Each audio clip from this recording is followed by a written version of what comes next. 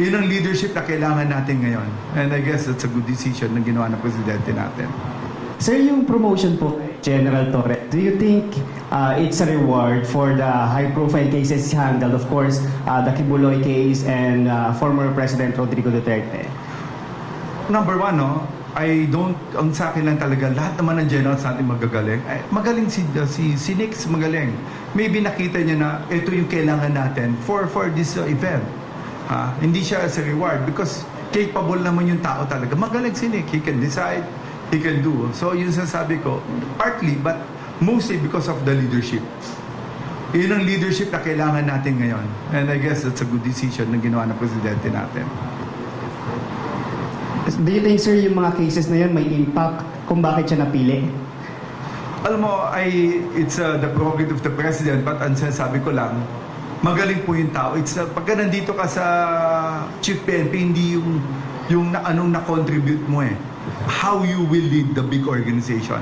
And I guess it's one factor na nakita ng presidente natin na General Torre can lead the Philippine National Police, the 232,000 Philippine National Police.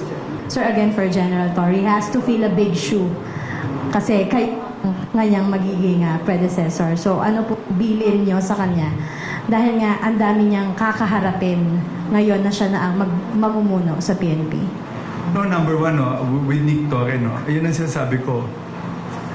Wala na siya doon kasi sabi ko nga, yung ayoko mag-iwan ng mas malaking problema. So, konti lang yung problema ni Nick, yung the incoming. Kasi sabi ko, yung problema ko dapat yung next sa Chief PNP, dapat hindi na yung the same problem that I have right now.